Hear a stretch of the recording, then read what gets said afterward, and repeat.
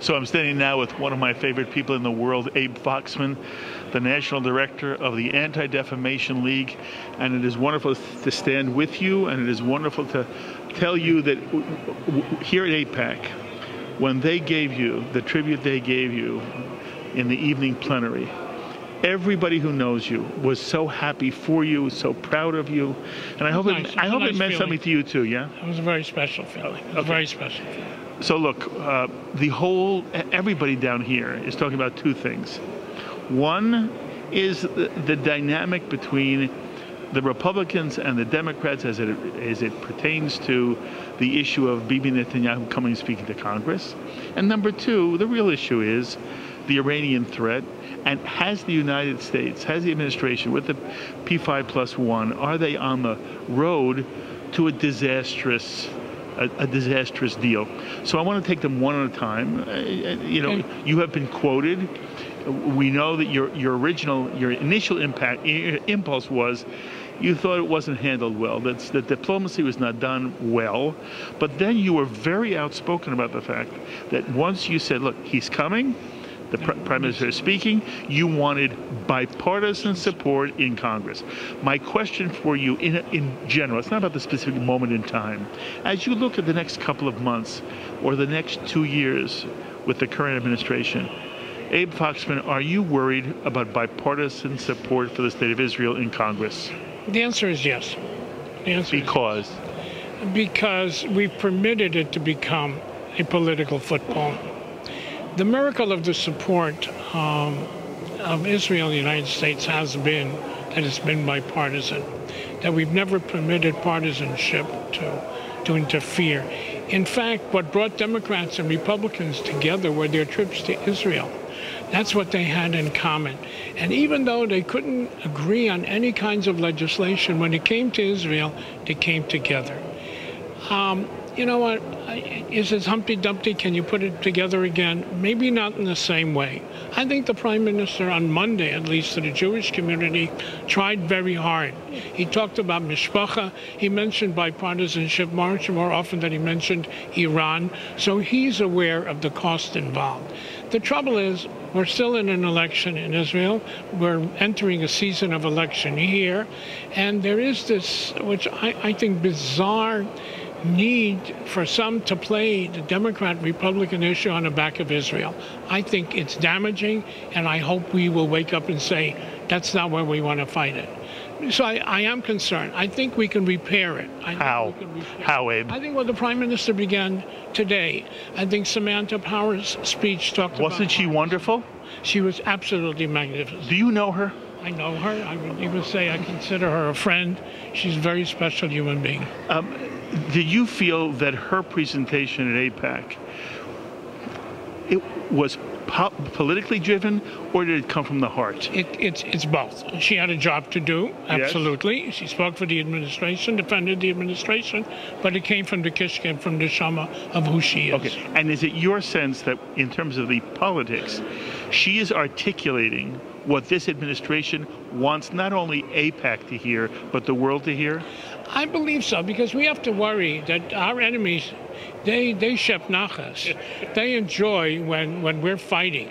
Look, the White House issued a white card, or a blue and white card, to show, they issued it a couple of days ago, to show the strength of the relationship, which means they too are interested that the world see how strong it is. She went above and beyond.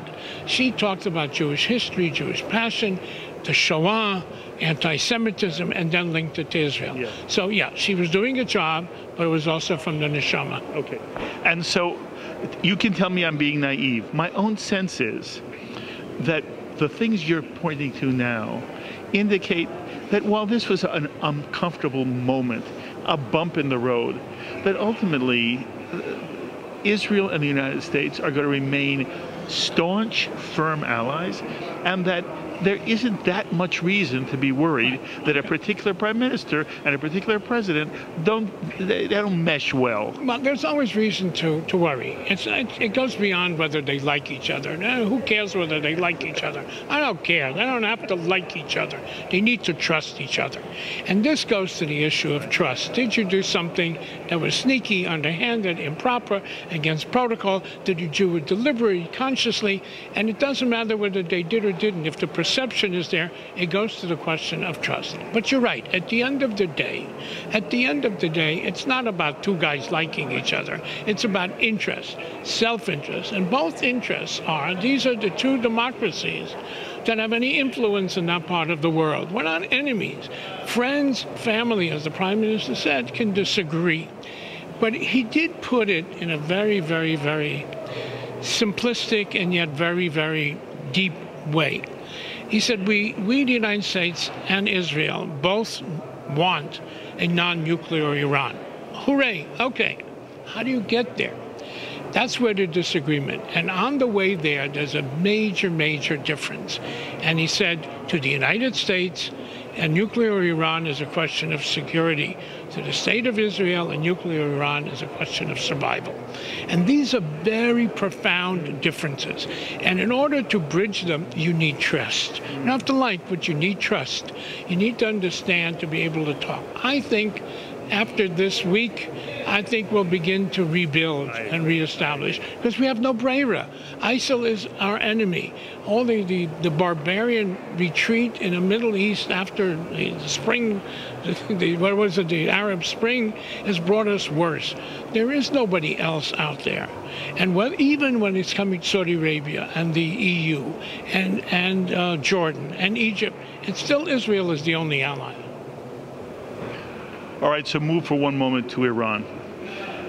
I want to know, Abe, are you worried that the United States and the administration is on the path for a bad deal, one which will, in fact, whether it's 2 years, 5 years, or even 10 years, will pave the way for Iran to become a nuclear weapons threshold state? Mark, from what I know, and I don't know a lot, from what I know, I'm worried.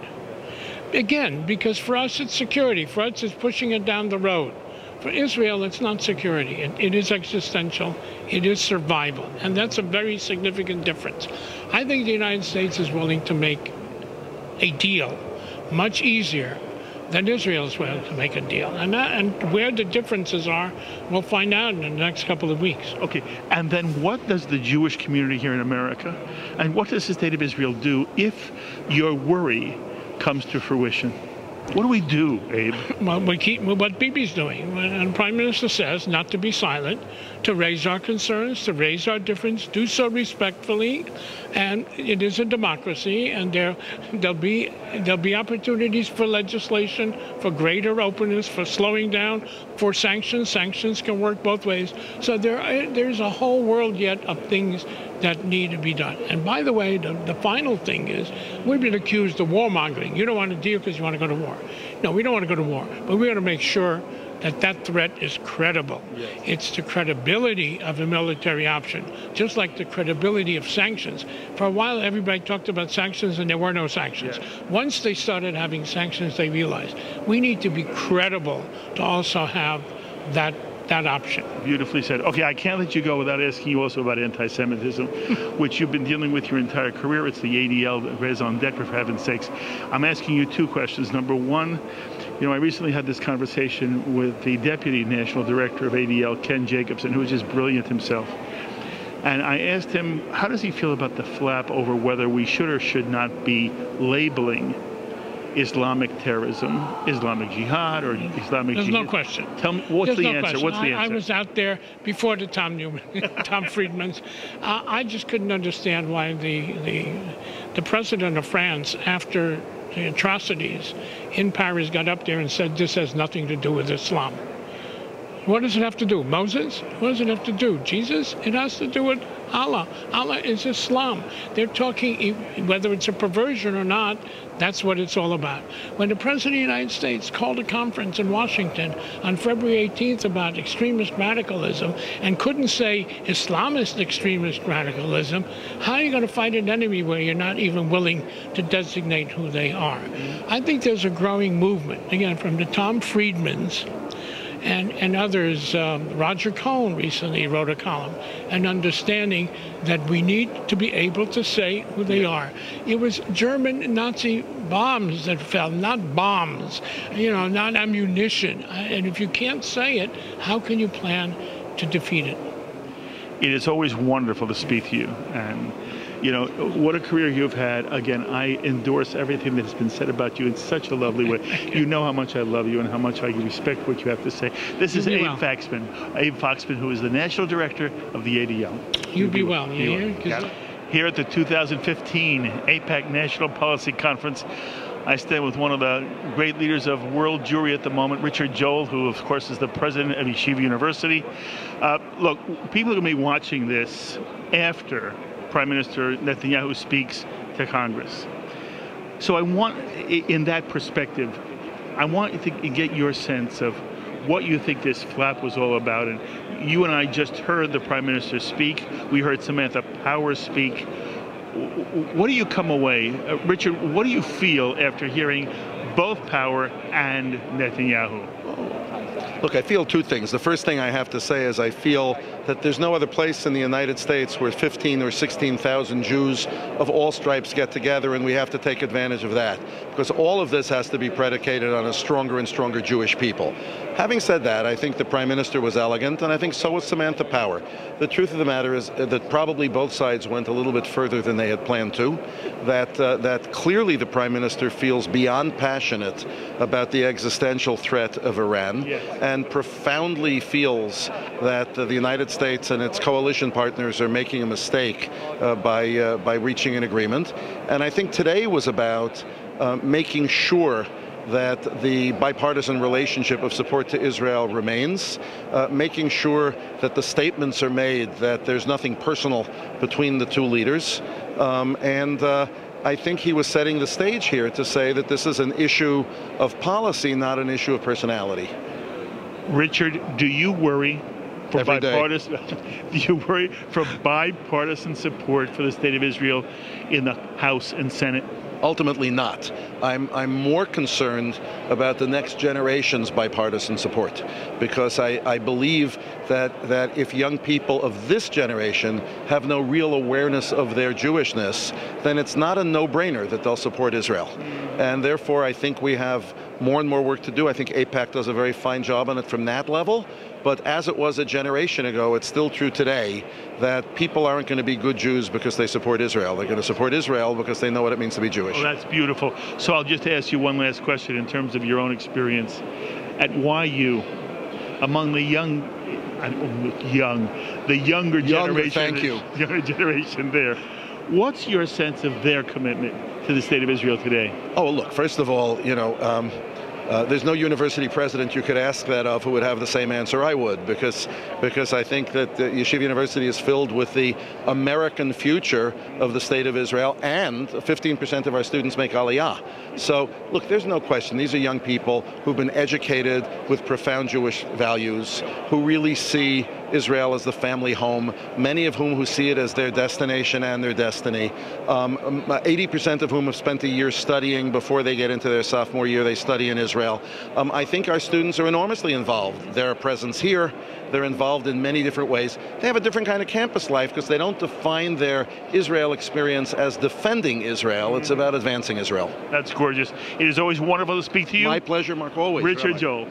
Here at AIPAC, I have the pleasure of standing with Josh Block, President and CEO of Israel Project, yes? Yes. How long have you been with them now? About 2.5 years. Okay. And you, before that, you were? Well, I was here as the spokesman at AIPAC for about a decade. Sure. You do a fabulous job everywhere you go, so Mazal Tov. Look, you had so much experience with AIPAC. What's the concern? What's your sense of what people are really concerned about? You have more than 14, 15, 16,000 people, the largest AIPAC gathering ever. and you moderated 3 panels today. You're just fabulous. But what do you think's on people's minds, the Jews who come in here? What's the pressing concern? Well, I think people want to see the administration talk about dismantling the Iranian nuclear program. And contesting Iran's regional expansionist agenda as opposed to enabling it. So Iran's on their mind first. I think absolutely this conference is primarily focused around Iran, no doubt about it. And, you know, by the time people see this, Benjamin Netanyahu will have already spoken to Congress. But it just generated such enormous flack. What was your sense? You can tell me what you think is what he should have done or he shouldn't have done, but my real interest in you as an analyst, what did it draw? What concerns did it evoke about bipartisan support in Congress, where the administration is, among Democrats here and Republicans here, Josh? But what's your sense of how important it was and where we stand now? Well, I think we've got to ask ourselves, how did the controversy such as it is come about?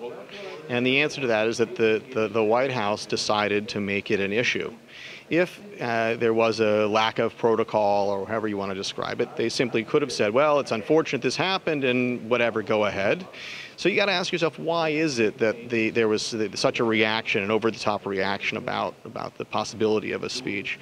Now, they say that they don't want to get involved or even give the appearance of being involved in Israel's politics. So if we take that off the table, then you're left with the idea that they don't want to defend or they don't want to have their ideas on Iran contested in the way that they are.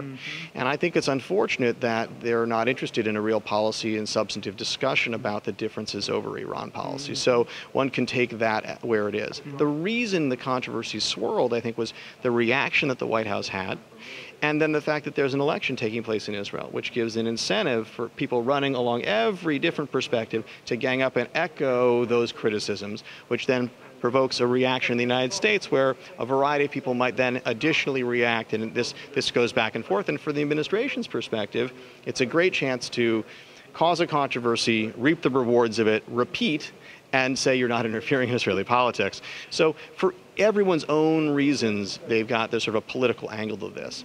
I think we ought not get too concerned in the sweep of history. These things will be long forgotten. Yes. Oh, we have such a short memory, don't we? Yeah. I mean, things come and go in a flash. I am not worried, and I want you to tell me whether you think I'm being naive. I am not worried long-term for bipartisan support, and any member of Congress who somehow is going to use this to distance himself from Israel, he was doing that beforehand. Yeah, look, I mean, I think if you look at the list of legislators who said they're not coming to the speech, are going to no-show the speech, 70-odd% of them are J Street supporters from the beginning. They were supporters before there was of that position before there was a J Street. This is a group of people that have been very critical of Israel for a long time. It's a very small minority. You're talking about less than 5% of Congress or so.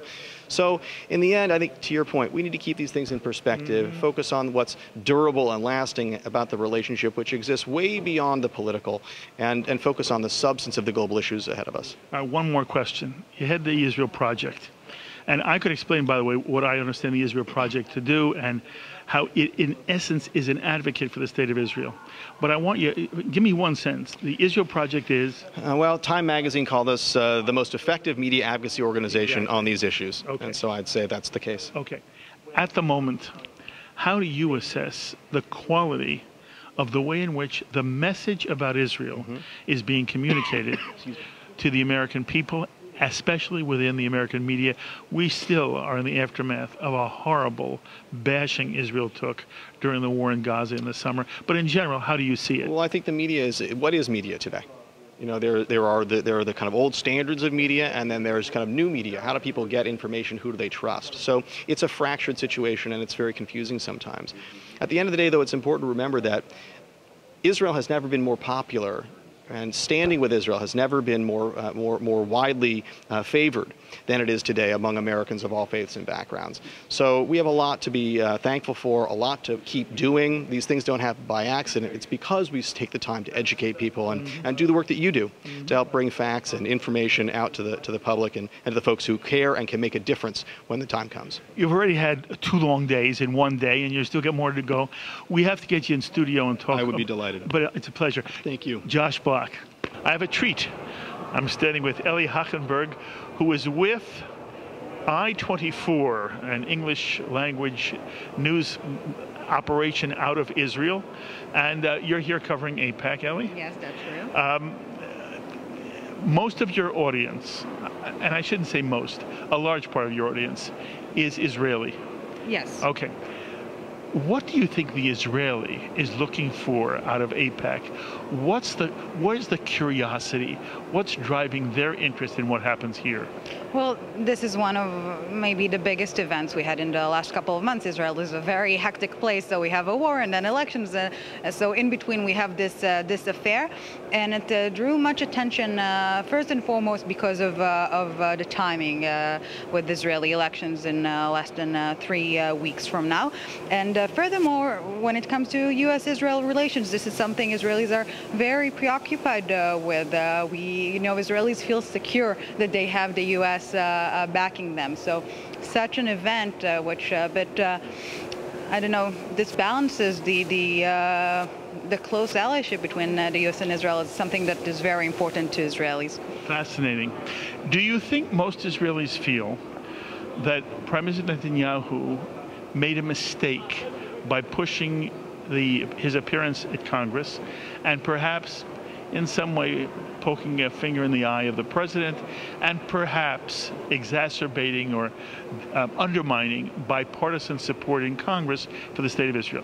If I were talking to Israelis on the street, are they annoyed with the prime minister, or do they feel the Iranian issue is so important they cheer the fact that even if it's a rocky relationship between him and the American president, he has the courage to say it's important for me to stand in one of the most important platforms in the world and speak to a bipartisan session of Congress? Where are Israelis on that issue? Well, what I think is interesting that the Israelis find it upsetting because of the timing of the Israeli elections, not because of what happened in Congress with the Democratic and Republican parties, but because, again, of the close timing to Israeli elections. Many Israelis, I think, feels that it's a sort of an election propaganda, and I think this was the main issue that was disturbing for them, not so much the poking in the eye of the Obama administration. Ellie, is that credible to you? I have a hard time thinking that an Israeli prime minister who is facing a deadline on the talks and this deal, this Iranian deal, and what's P5 plus 1 going to do, and what's the administration going to do, and are they about to make a bad deal, a deal that would really hurt the interests of the state of Israel, in addition to the Western world? That Israelis would say that the prime minister shouldn't use the platform right now, and he's been on this for what, a decade. Yeah, it's not like this is an election issue for Netanyahu. This is his chance to either speak, or for all we know, he may not even be prime minister in 3 weeks. So it surprises me that Israelis would say, I don't want my prime minister speaking to Congress on what may be one of the most important issues of a global nature, because in 3 weeks he's part of an election, as if he should keep quiet and play more fair in terms of politics. So I'm pushing you a little bit. Are you telling me really that on the street that's what Israelis are thinking? No, I know it's difficult, but if we divide this issue into two subjects, the Iranian nuclear talks and the timing with the Israeli elections, so when it comes to the Iranian nuclear talks, Israelis have no doubt that this is one of Israel's biggest threats, and that the Prime Minister or any other Israeli leader should act against it. And if indeed we're facing a bad and a dangerous deal with Iran when it comes to the interests of Israel, so I think that Israelis are unanimous regarding this issue. But again, we deal a lot with the elections, and this is like our world perception at the moment. So I think the focus has shifted there. Fair enough. Look, you're here as a journalist, but you're also an Israeli and you're a Jew, and you're hearing Samantha Power speak at AIPAC today. As an American Jew, I was moved by her, and then I said to myself, I wonder if that's because I bring an American perspective. I'm asking you, as an Israeli woman who comes and hears somebody from the administration speak as she did, what was your reaction to the words of Samantha Power today? Well, one of the reasons I'm working at I-24 News is because we try to give a different outlook at what's going on in the Middle East in general and in Israel specifically. Different from the general media position. So I wouldn't say pro-Israeli, but just to balance the general assumptions most people across the world think about Israel and the Middle East. So I think that her input about what's going on globally in the international community was very brave and very interesting. I don't think it's a popular saying to say that there is biased opinions when it comes to Israel, and I think I felt as you, it was a very moving and empowering speech. Yes, well said, I thought, and I appreciate your observation.